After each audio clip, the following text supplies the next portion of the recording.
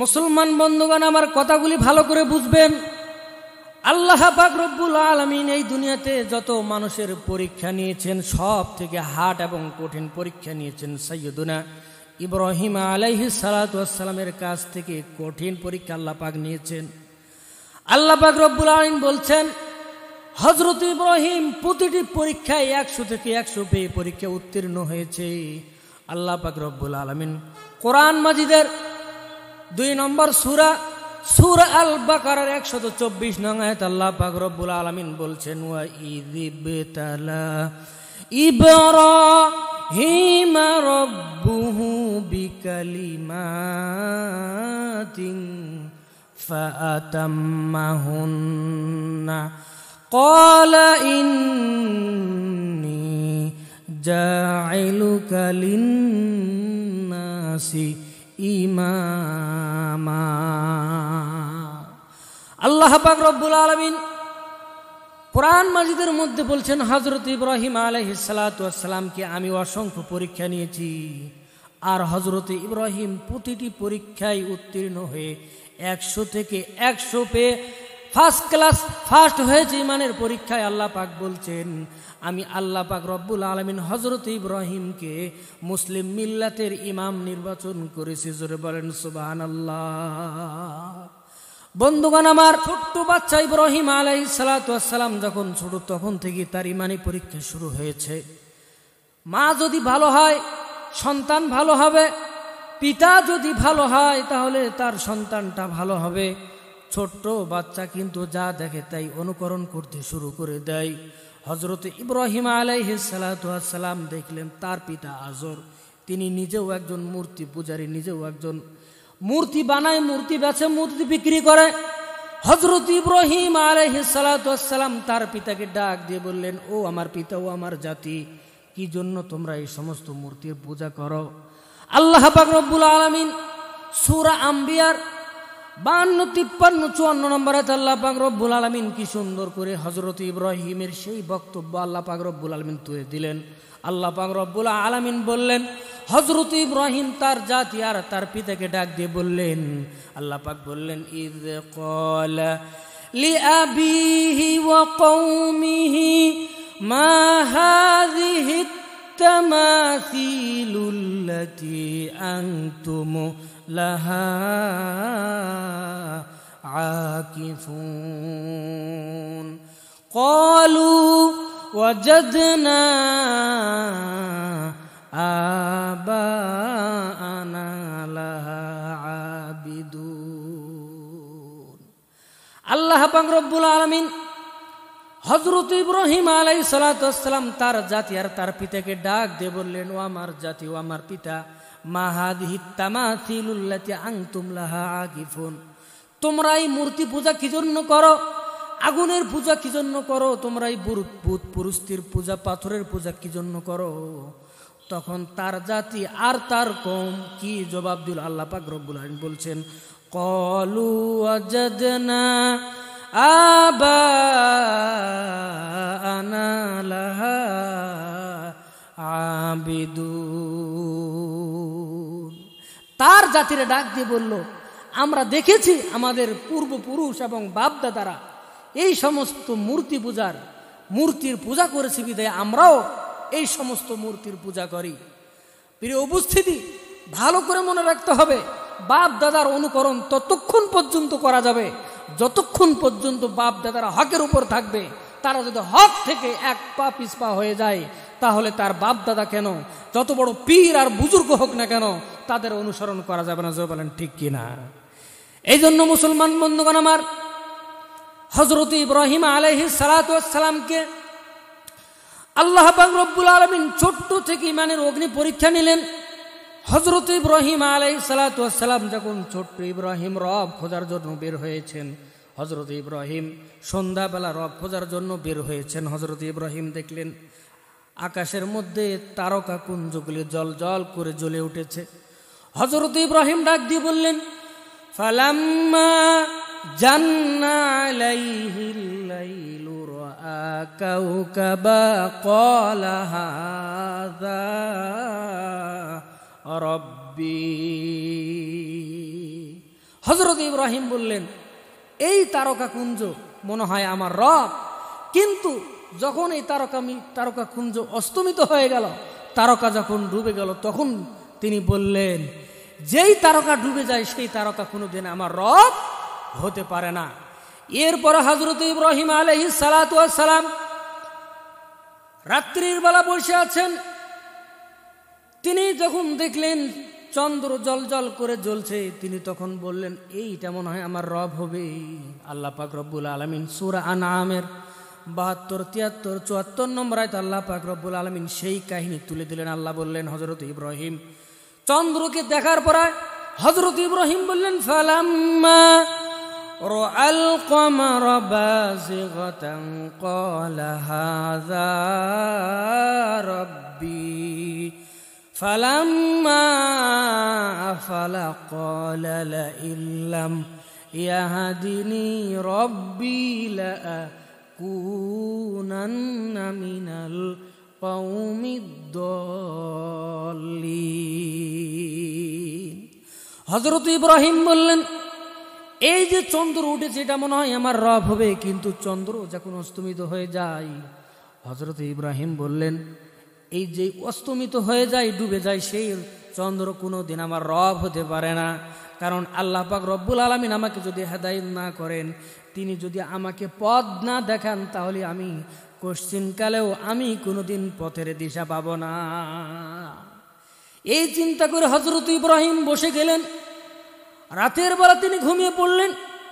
ঘুমার পরে সকালবেলায় যখন তিনি উঠলেন, তখন তিনি বাহিরে দেখলেন সূর্য উঠে গেছে। তিনি এবার মনে করলেন, এই সূর্য মনে হয় আমার রব।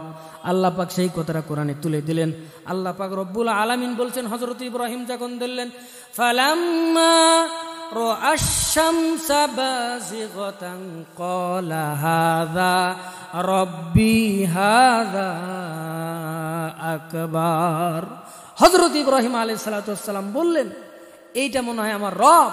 কিন্তু যখন সূর্য যখন অস্তমিত হয়ে গেল, তিনি বললেন, না না, চন্দ্র আমার রব হতে পারে না, সূর্য আমার রব হতে পারে না, তারকা কুঞ্জ কোনো বুধ পুরুষটি কোনো পাথর আমার রব হতে পারে না। আমার রব কেবলমাত্র আল্লাহ পাক রব্বুল আলামিন, যিনি আসমান এবং জমিনের একচ্ছত্র অধিপতি। এবার তিনি নামাজে দাঁড়িয়ে গেলেন। আর ইব্রাহিম আলাইহিস সালাতু ওয়াস সালাম বললেন, ইন্নী ওয়াজ্জাহাতু ওয়াজহিয়া লিল্লাযী ফাতারাস সামাওয়াতি ওয়াল আরদা হানিফাও ওয়া মা আনা মিনাল মুশরিকিন। হযরত ইব্রাহিম বললেন, আমি চতুর্দিক থেকে আমার মুখ ঘুরিয়ে আমার মুখ দিয়ে দিলাম সে আল্লাহর দিকে, যিনি আসমান এবং জমিনের একচ্ছত্র অধিপতি। এখন দাঁড়ায় গেলাম নামাজের মধ্যে। এখন সব কিছু আল্লাহর দরবারে আমি বিনয় হয়ে গেলাম, আল্লাহর দরবারে আমি মুতাওয়াজ্জহ হয়ে গেলাম। সুবহানাল্লাহ। মুসলমান বন্ধুগণ আমার, হযরত ইব্রাহিম আলাইহিস সালাতু ওয়াস সালাম তার জাতিকে যখন বললেন এই সমস্ত মূর্তি পূজা করা যাবে না, তখন তার পিতা আজর সঙ্গে সঙ্গে নমরুদের কাছে বলে দিল। নমরুদ তখন সঙ্গে সঙ্গে হযরত ইব্রাহিমকে অ্যারেস্ট করলো, তাকে গ্রেফতার করা হলো। তাকে বলা হলো, তুমি হয় এই মূর্তি পূজা করবে, না হলে কিন্তু তোমাকে আগুনের মধ্যে জ্বলতে হবে। হযরত ইব্রাহিম আলাইহিস সালাতু ওয়াস সালাম এবার ইমানের অগ্নি পরীক্ষা দিতে তিনি শুরু হয়ে গেলেন। এবার তিনি ইমানি মানসিকভাবে প্রস্তুতি হয়ে গেলেন। আল্লাহ পাক রব্বুল আলামিন সেই কথা কোরআন মাজিদের মধ্যে বলছেন। আল্লাহ পাক রব্বুল আলামিন বলছেন, হযরত ইব্রাহিম আলাইহিস সালাতু ওয়াস সালামকে যখন আগুনের মধ্যে ফেলে দেওয়া হলো, তখন ইব্রাহিম আলাইহিস সালাতু ওয়াস সালামকে জিবরাইল এসে বললেন, ওগো নবী, ওগো পয়গম্বর, আপনি আমার কাছে সাহায্য চান, আমি আপনাকে এই আগুন থেকে বাঁচিয়ে দেই। হযরত ইব্রাহিম বললেন, ও জিবরাইল, তুমি শুনে রাখো, আল্লাহ হচ্ছেন আগুনের স্রষ্টা, আমার স্রষ্টা, তোমার স্রষ্টা আল্লাহ পাক রব্বুল আলামিন। আমি আমার মতো ইব্রাহিম আলাইহিস সালাতু ওয়াস সালাম যদি 1000 বারও যদি আগুনের মধ্যে পুড়ে পুড়ে যদি আল্লাহ পাক যদি খুশি হন, তাহলে আমি ইব্রাহিম আল্লাহ পাককে খুশি করার জন্য 1000 বারও আমি ইব্রাহিম আগুনের মধ্যে পুড়ে ছাই হতে রাজি আছি। জোরে বলেন সুবহানাল্লাহ। বন্ধুগণ আমার, নমরুদ যখন হযরত ইব্রাহিমকে আগুনের মধ্যে ফেলে দিল, তখন আল্লাহ পাক রব্বুল আলামিন আগুনের স্রষ্টা আগুনকে তিনি নোটিশ করে দিলেন। আল্লাহ বললেন, ইয়া নারু কুনি বারুদাও ওয়া সালামান আলা ইব্রাহিম ওয়া আরাদু বিহি কাইদান ফাজআলনাহুমুল আসফালিন। আল্লাহ পাক বললেন, ও আগুন, তুমি আমার ইব্রাহিমের জন্য ঠান্ডাদায়ক হয়ে যাও। সঙ্গে সঙ্গে আগুন তার একটি পশম জ্বলল না। সুবহানাল্লাহ। এইভাবে করে হযরত ইব্রাহিমকে ঈমানের অগ্নি পরীক্ষা না হলো। হযরত ইব্রাহিম আলাইহিস সালাতু ওয়াস সালামকে যখন দেশ থেকে তাড়িয়ে দেওয়া হলো, হযরত ইব্রাহিম আলাইহিস সালাতু ওয়াস সালাম পুরা জীবন ঈমানের অগ্নি পরীক্ষা দিলেন। এরপরে যখন 86 বছর বয়স, আল্লাহ পাকের কাছে দোয়া করলেন, আল্লাহ পাক আমাকে একটা সন্তান দান করুন। কোরআন মাজিদের মধ্যে সূরা সাফফাতের মধ্যে 101 নং আয়াত আল্লাহ পাক রব্বুল আলামিন সুন্দর করে ওই বিবরণটা আল্লাহ পাক রব্বুল আলামিন দিচ্ছেন।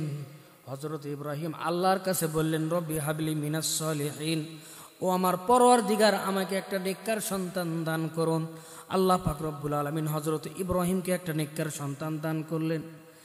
আল্লাহ পাক নোটিস করে দিলেন, তুমি এই সন্তান আর এই সন্তান জননী হযরতে হাজরা আলাইহিস সালাতু ওয়াস সালামকে ওই মক্কার মরুভূমির মধ্যে রেখে চলে আসো।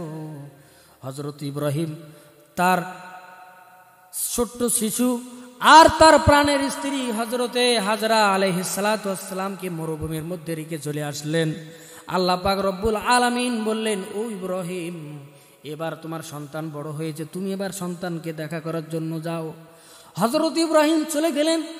যাওয়ার পরে আল্লাহ পাক রব্বুল আলামিন তাকে বললেন, স্বপ্নের মধ্যে আল্লাহ পাক রব্বুল আলামিন বললেন, ফালাম্মা বালাগা মাআহুস সা'য়া ক্বালা ইয়া বুনাইয়া ইন্নী আরা ফিল মানামি আন্নী আযবাহুকা ফানজুর মাযা তারা। হযরত ইব্রাহিম, আল্লাহ পাক রব্বুল আলামিন হযরত ইব্রাহিমকে বললেন, তুমি তোমার সন্তানকে জবেহ করো। স্বপ্নের মধ্যে তিনি দেখলেন, এবার তিনি ছোট্ট শিশু ইসমাইলকে ডাক দিয়ে বললেন, ও আমার প্রাণের কলিজা টুকরা, আমি স্বপ্নে দেখছি তোমাকে আমি জবেহ করছি, তোমার রায় কি, তোমার মতামত কি? ছোট্ট ইসমাইল কি সুন্দর জবাব দিলেন। ছোট্ট ইব্রাহিম আলাইহিস সালাতু ওয়াস সালাম তার পিতা ইব্রাহিমকে ডাক দিয়ে বললেন, ও আমার পিতা, ইয়া আবাতি ফাআল মা তু'মার সাতাজিদুনি ইনশাআল্লাহু মিনাস সাবিরিন। ও আমার পিতা, আল্লাহ পাক আপনাকে যা আদেশ করেছেন তাই আপনি করুন।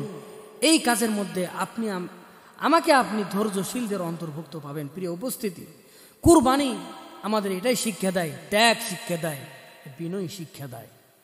কুরবানি আমাদের কি শিক্ষা দেয়? কুরবানি আমাদের প্রথম নম্বরে যে শিক্ষা দেয়, সেই শিক্ষাটা হলো আল্লাহর আইনের সামনে, আল্লাহর বিধানের সামনে নিজেকে আত্মসমর্পণ করে দেওয়া। হযরত ইব্রাহিম আলাইহিস সালাতু ওয়াস সালামকে আল্লাহ পাক রব্বুল আলামিন বললেন, আসলিম, ওগো ইব্রাহিম, তুমি সারেন্ডার করো। হযরত ইব্রাহিম এক মুহূর্ত কাল বিলম্ব করলেন না। হযরত ইব্রাহিম আলাইহিস সালাতু ওয়াস সালাম সঙ্গে সঙ্গে বললেন, আসলামতু লিল্লাহি রাব্বিল আলামিন। আমি আসমান এবং জমিনের রব, কুল কায়নাতের রবের কাছে আমি সারেন্ডার করলাম। সুবহানাল্লাহ। কুরবানির মানে হলো, কুরবানি আমাদের শিক্ষা দিচ্ছে আল্লাহর আইনের সঙ্গে, আল্লাহর বিধানের সামনে, কোরআনের সামনে, ইসলামের সামনে, রাসূল সাল্লাল্লাহু আলাইহি সাল্লামের হাদিসের সামনে, সাহাবা আজমাইনদের মত এবং তাদের তরিকার সামনে আত্মসমর্পণ করে দেওয়া, সারেন্ডার করে দেওয়া। কাল বিলম্ব করা যাবে না। সারাটা জীবন আমরা কুরবানি করে যাচ্ছি, কিন্তু কুরবানির যে শিক্ষা, সেই শিক্ষাটা আমরা কিন্তু গ্রহণ করতে পারছি না। শিক্ষা আমাদের মধ্যে নাই। কুরবানি প্রথম নম্বর শিক্ষা আমাদের দিচ্ছে, আমরা যেন আল্লাহর আইনের সামনে আমরা যেন সারেন্ডার হয়ে যাই। কিন্তু দুঃখ, আফসোস আর পরিতাপের বিষয় হলো, আজকে মুসলমানরা কুরবানির শিক্ষা ভুলে গিয়েছে। কুরবানি শুধু নিছক একটা ইবাদত মনে করেছে, কিন্তু কুরবানির কিন্তু গুরুত্বপূর্ণ একটা শিক্ষা আছে। কুরবানির প্রথম নম্বর যে শিক্ষা, তা হচ্ছে সারেন্ডার করতে হবে আল্লাহর আইনের সামনে। আল্লাহ পাক রব্বুল আলামিন আমাদেরকে বলেছেন, ইয়া আইয়ুহাল্লাযীনা আমানু দুখুলু ফিস-সিলমি কাফা ওয়ালা তাত্তাবিউ খুতুওয়াতিশ শাইতান ইন্নাহু লাকুম আদুউম মুবিন। আল্লাহ পাক রব্বুল আলামিন কোরআন মাজিদের সূরা বাকারার মধ্যে বলছেন, ওহে ঈমানদাররা, তোমরা পরিপূর্ণ ঈমান ইসলামের মধ্যে প্রবেশ করো। ওয়ালা তাত্তাবিউ খুতুওয়াতিশ শাইতান, আর শয়তানের পদাঙ্ক তোমরা অনুসরণ করো না। কুরবানি আমাদের শিক্ষা দিচ্ছে আমরা যেন পরিপূর্ণ ইসলাম গ্রহণ করি। ইসলামের পুরা আল্লাহর আইনের সামনে, আল্লাহর বিধানের সামনে আমরা যেন পূর্ণাঙ্গ সারেন্ডার করি। কিন্তু আজকে আমাদের সমাজে এমন মানুষ আছে, যেই মানুষটা আল্লাহর বিধান অনুযায়ী মসজিদে নামাজ আদায় করে, এই মানুষটা যখন তার কর্মস্থলে চলে যায় তখন আল্লাহর বিধান অনুযায়ী তার কর্মক্ষেত্র চলে না। আল্লাহ বলছেন তোমার ব্যক্তি, সমাজ, পরিবার, রাষ্ট্র সব কিছু কোরআন অনুযায়ী চলতে হবে। কিন্তু আজকে আমরা এই কুরবানির এই শিক্ষাটা নিচ্ছি না, অথচ আল্লাহ পাক রব্বুল আলামিন আমাদেরকে আল্লাহর বিধানের সামনে স্যালেন্ডার করা আমাদের শিক্ষা দিচ্ছে। কুরবানির 2 নম্বর শিক্ষা হলো আল্লাহর রাস্তায় নিজের উৎকৃষ্ট জিনিসটাকে আল্লাহর রাস্তায় উৎসর্গ করে দেওয়া। এটা হলো কুরবানির 1 নম্বর শিক্ষা। হাবিল আর কাবিলের ঘটনা আপনারা জানেন। হাবিল কিন্তু তার যে পশুপাল ছিল তার মধ্যে থেকে উৎকৃষ্ট জিনিসটা আল্লাহর দরবারে কিন্তু কুরবানি করেছিল। আর কাবিল ছিল তার যে মাল সামানা ছিল, তার যে সম্পদ ছিল, তার সেই সম্পদ থেকে সে যেই দুর্বল সম্পদগুলি আল্লাহর রাস্তায় কুরবানি করেছিল বিদায় তার কুরবানি কিন্তু কবুল হয়নি। আল্লাহ পাক রব্বুল আলামিন সেই কথা কুরআন মাজিদের মধ্যে সূরা মাইদার 27 নম্বর আয়াতে আল্লাহ পাক আমাদের স্মরণ করে দিচ্ছেন। আল্লাহ বলছেন, ওয়াতলু আলাইহিম নাবা আবনাই আদম বিল হক ইয করবা কুরবানান ফাতুকবিলা মিন আহাদিহিমা ওয়ালাম ইউতাকাব্বাল মিনাল আখর قال لأقتلنك قال إنما يتقبل الله من المتقين। আল্লাহ পাক রব্বুল আলামিন হাবিলের কুরবানিটা কবুল করার কারণ হলো সে আল্লাহর রাস্তায় উৎকৃষ্ট জিনিসটা কুরবানি করেছেন। আজকে আমরা আল্লাহর জন্য আমরা উৎকৃষ্ট জিনিসটা কুরবানি করতে পারি না, প্রিয় বস্তুকে আমরা কুরবানি করতে পারি না। এটাই কুরবানির 2 নম্বর শিক্ষা। আমরা যেন এই শিক্ষাটা গ্রহণ করতে পারি। আজকে আমরা আমাদের প্রিয় জিনিস হচ্ছে ঘুম। এই ঘুমের কারণে আমরা ফজরের নামাজ আদায় করতে পারি না। আমাদের প্রয়োজনীয়, আমাদের মূল সম্পদ হলো টাকা পয়সা। এটা হলো আমাদের প্রাণের সাথে সম্পর্ক। এই জিনিসটা টাকা পয়সার জন্য আমরা ব্যবসা বাণিজ্য করি, কিন্তু আমরা ঠিকমতো সালাত আদায় করি না। কুরবানির 2 নম্বর শিক্ষা এটাই, প্রিয় বস্তুকে আল্লাহর রাস্তায় কুরবানি করতে হবে। কুরবানির 3 নম্বর শিক্ষা হলো তাকওয়া অবলম্বন করা। আল্লাহ পাক রব্বুল আলামিন এই শিক্ষাটা দিচ্ছেন। আল্লাহ পাক রব্বুল আলামিন সূরা হজের 37 নং আয়াতে আল্লাহ পাক রব্বুল আলামিন বলছেন, লাইয়ানা লাল্লাহু লুহুমুহা ওয়ালা দিমাউহা ওয়ালাকিন ইয়ানালুহু তাকওয়া মিনকুম কাযালিকা সাখখারাহা লাকুম লিতুকাব্বিরুল্লাহা আলা মা হাদাকুম ওয়া বাশশিরিল মুহসিনিন। আল্লাহ পাক রব্বুল আলামিন বলছেন, তোমরা যেই পশুটা আল্লাহর রাস্তায় কুরবানি করো, এই কুরবানির হাড্ডি, মাংস, গোস্ত কিছুই আল্লাহর কাছে যায় না। আল্লাহ পাক বলছেন তোমাদের অন্তরের কতটা তাকওয়া অবলম্বন করো। আল্লাহ পাক রব্বুল আলামিন কেবলমাত্র তোমাদের তাকওয়াটা দেখে।